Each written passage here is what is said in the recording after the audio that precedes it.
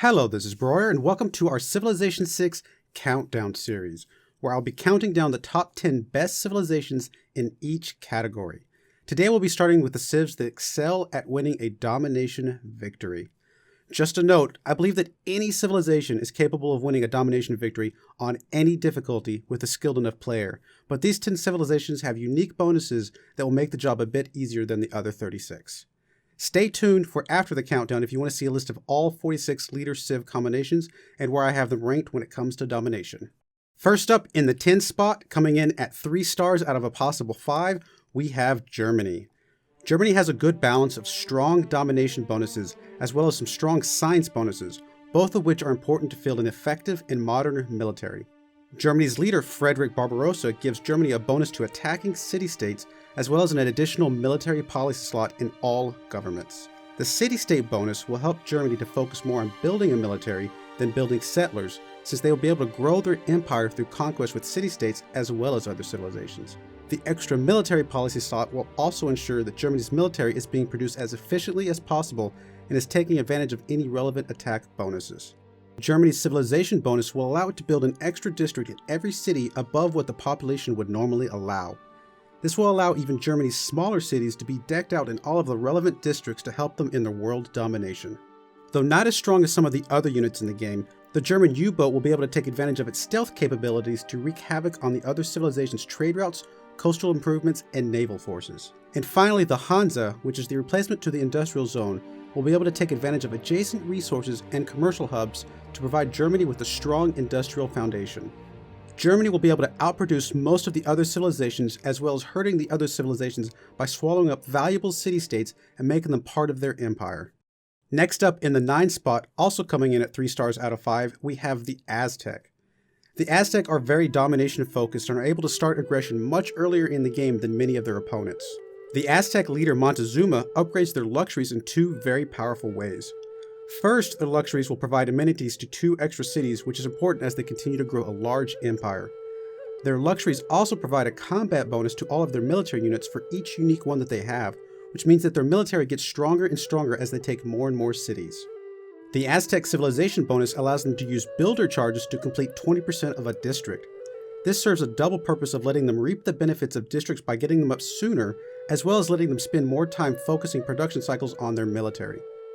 The Aztec Eagle Warrior gets a significant strength boost over other civilizations' starting warriors, as well as getting the ability to capture units that they defeat and turning them into builders. This helps to keep you focused on building your army and let your army send builders back to speed up your districts. The 2 bonuses complement each other nicely. And finally, they get a unique building that replaces the arena and provides them with some extra faith and great general points. The faith can be used for a number of things, such as religious buildings or units, great people for any victory type, or just to bank up and buy more military once you pick up the Grandmaster's Chapel in your government plaza. The Aztec are all about striking early and often and targeting specific cities that have luxuries that they are missing.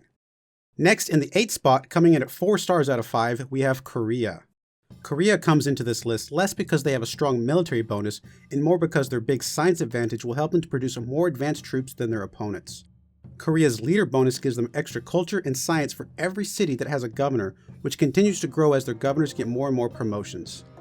Korea's civilization bonus gives their mines a science bonus and their farms a food bonus if they are next to their unique campus district.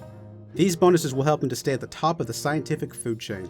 Korea's unique unit, the Hwacha, is essentially a field cannon that they're able to acquire an era earlier than everyone else. While everyone else is running around with crossbows, Korea will be dominating with their more advanced ranged units. And finally, Korea gets a unique campus district called the Seowan, which gets a guaranteed +4 science as long as it's not adjacent to any other districts other than the government plaza, which actually gives an additional +1 science. Where most other civilizations may often have to settle for +1 or +2 adjacency campuses, Korea should always be able to benefit from the +4 or more science. Korea is all about getting ahead of their opponents in the research tree and using their higher quality units to overwhelm their less educated opponents. Next, in the 7th spot, coming in at 4 out of 5 stars, we have Scythia. Scythia is a very singularly focused civilization that masters one thing very well. That one thing is war. Scythia's leader Tomiris gives all of her units a combat strength bonus when attacking wounded units, as well as letting her own units heal up a bit after they've killed another unit. Essentially, Cynthia will continue to grow stronger as her opponents get weaker, and she won't have to stop and rest quite as often as other civilizations might. Cynthia's civilization ability grants them a second light cavalry unit or Saka horse archer every time they train one. This will allow them to grow a very large and very fast army to send out and take on their neighbors. The Saka horse archer is essentially a normal archer with half the range but double the movement. The increased movement will help Cynthia to speed her way through her opponent's lands, killing units and taking cities with lightning efficiency. Finally, Cynthia gets a unique tile improvement called the Kurgan that helps them to get a decent amount of faith and a little gold as well. The faith and gold can be used to buy any number of things, especially some great generals and more units after picking up the Grand Master's Chapel. If Cynthia has any weakness, it is that her unique unit comes and goes very early in the game, but she's able to carry her combat strength bonus and light cavalry production boost for the entire game, which will enable her to stay relatively strong all the way to the end. Next in the 6th spot, coming in at 4 out of 5 stars, we have England led by Eleanor. England received some significant changes coming into the Gathering Storm expansion, one of those changes being the addition of an alternate leader in Eleanor. Eleanor's bonus turns great works into tools of conquest. Every city within 9 tiles gets -1 loyalty per great work in Eleanor's cities. This bonus is actually strong enough to flip an opponent's capital if used correctly. Eleanor is the only leader we've seen who can theoretically win a domination victory without ever firing a single shot. If loyalty flipping cities is too slow for you, England's other bonuses will help to augment your loyalty conquest with military conquest, starting with England's newly designed civilization ability. Prior to Gathering Storm, England had an ultra-powerful archaeology museum with double the slots, but their new bonus is a bit more domination focused. First, it allows them to collect more iron and coal from mines, which will help them field a larger army that requires these valuable resources. Second, they are able to produce more powerful military engineers in half the time. And third, they enable buildings that provide additional yields when powered to produce even more of that yield. This will give them a boost to production, science, gold, or culture, all of which can help keep your military strong throughout the mid to late game. England also gains the Sea Dog Naval Raider unit. This unit will be able to wreak havoc on their opponent's supply lines and coastal improvements, and gets an additional bonus that gives them a chance to capture enemy naval units when they defeat them. This will enable England's naval force to get stronger as their enemies get weaker. Finally, England gets a much improved harbor in the Royal Navy dockyard. Naval units trained in their dockyard gain increased movement, and she gets some additional Great Admiral points, both of which will make their Sea Dogs and other ships even more potent. They also provide extra gold and loyalty if built on a foreign continent. The gold isn't a lot, but every little bit helps. The loyalty, however, may provide Eleanor with a way to place a siege city on another continent near her opponents that she can quickly flood with great works to begin flipping their cities to her side. England in the hands of Eleanor is a force to be reckoned with, both on the high seas as well as through her unique loyalty mechanic. Even England's friends will need to watch their back with Eleanor nearby. Next in the 5th spot, also at 4 out of 5 stars, we have England led by Victoria. Victoria's England gains many of the same bonuses that Eleanor had, but where Eleanor could rely on passive means of conquest, if Victoria wants to win the day, she will need to do it through brute force. Thankfully, brute force is exactly what Victoria brings in a leader ability that helps both grow their military for free and also provides a second unique unit in the Redcoat. Every time Victoria founds her first city on a new continent, she gets a free melee unit and an additional trade route capacity.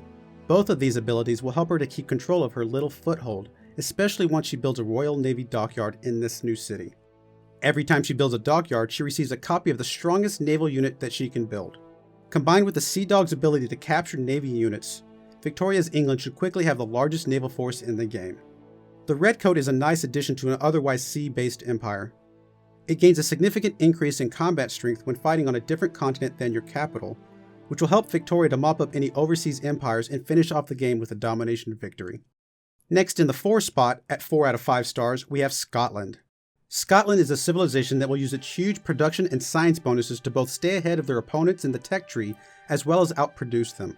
Scotland's leader, Robert the Bruce, provides a very situational bonus that won't come along very often, but if it does, it can really help you overwhelm your opponents.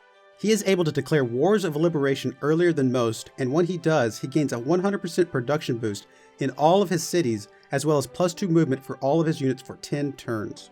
10 turns is enough to take out several cities and really cripple one of your opponents.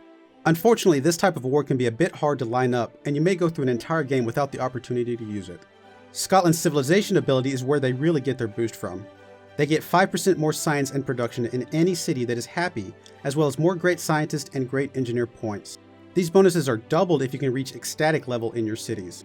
Scotland will need to balance city and empire size with the amount of amenities he has. Scotland's unique unit, the Highlander, got a pretty nice boost in Gathering Storm, in the sense that there is a better upgrade path from your early scouts. Gathering Storm added in skirmisher units after the early game scouts, which will make it easier to have some highly promoted units by the time your Highlanders come online. If done correctly, Scotland could field a sizable force of invisible units that are stronger than anything else they may face in the era, especially in woods and hills. Finally, Scotland also gains a golf course tile improvement that'll make it even easier to keep their cities happy by providing an extra amenity. The golf course will also provide a small amount of gold and culture, both of which can help a domination push in their own ways. Overall, Scotland should have no problem out-teching and out-producing most of their opponents, both of which will help them to stay dominant throughout the game. Next up, in the third spot, and the first of our 5-star elite domination civilizations, we have the Ottomans.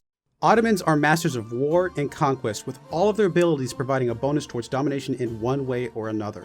Ottomans leader Suleiman provides a unique city governor and a unique unit in the Janissary. Ibrahim is a unique governor that specializes in military and diplomacy. He can both increase military unit production in a city, as well as provide combat bonuses when attacking in and around the city he is stationed in. The Janissary is a more powerful version of the musketmen that also starts with a free promotion. Its one drawback is that you lose a population if you train it in an Ottoman-founded city, but this is easy to circumvent by simply building it in one of the many opponent cities that you plan to conquer.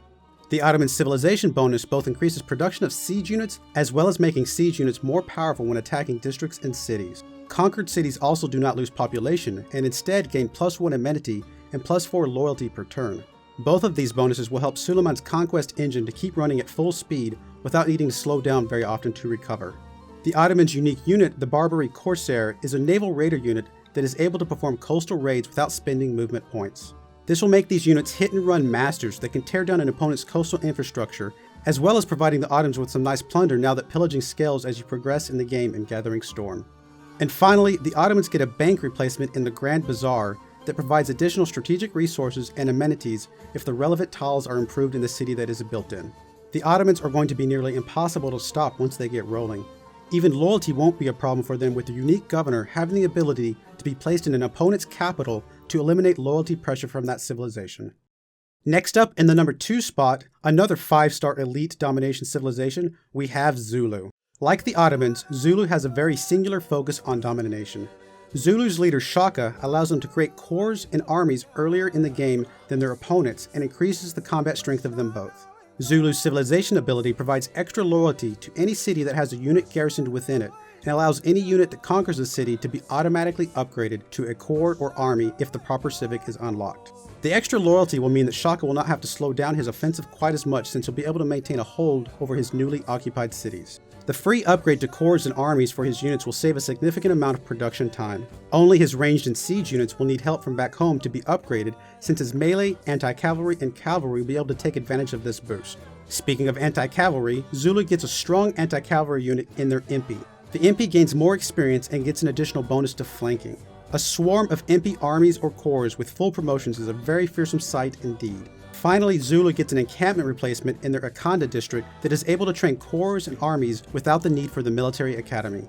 Shaka is able to field a military that just gets stronger and stronger with every new city that it conquers. And finally, we have reached the number 1 spot. Another 5-star elite domination civilization, Mongolia. Mongolia continues the theme of the other 2 5-star civilizations, and that he does one thing very well: war. All of Mongolia's abilities provide a significant boost to his quest for world domination. Mongolia's leader Genghis Khan gives all cavalry class units +3 combat strength and gives them a chance to capture defeated enemy cavalry class units. Similar to how England will be able to use its defeated opponents to grow its fleet into the largest in the game, Genghis Khan will be able to grow his cavalry force into the largest army in the game. Even Cynthia's double unit production doesn't scare the mighty Mongolians, since each extra unit they produce is just one more chance to have a unit fighting for them. Mongolia's civilization ability allows their trade routes to automatically create a trading post in the destination city. With this trading post, Mongolia receives an extra level of diplomatic visibility in that civilization. All of Mongolia's units receive double the usual combat bonus for having a higher level of diplomatic visibility than their opponent. These trading posts will bring more gold into the Mongolian Empire during times of peace, and then be used against their opponents in times of war. Mongolia's unique unit is the Keshig. It is a ranged cavalry unit that has the same strength as a crossbowman with double the movement speed, which it can share with any units in formation with it. This increased movement will make the Keshig masters of hit-and-run tactics as they destroy their enemies from range and then run away before they can retaliate. Even Zulu's awesome anti-cavalry MP are no match for these much faster units that can hit without fear of counterattack. Finally, Mongolia gets a unique building in their encampment called the Ordu, which replaces the stable. This building provides all light and heavy cavalry units an extra movement point to further boost his lightning-fast conquest. Mongolia has strong bonuses that last the entire game, which propel him to the top spot in this countdown. I will point out that I scored both Mongolia and Zulu the same as far as pure domination is concerned, but I gave a slight edge to Mongolia since his automatic trading post will net him a bit more gold over the course of the game to help pay for his massive cavalry force.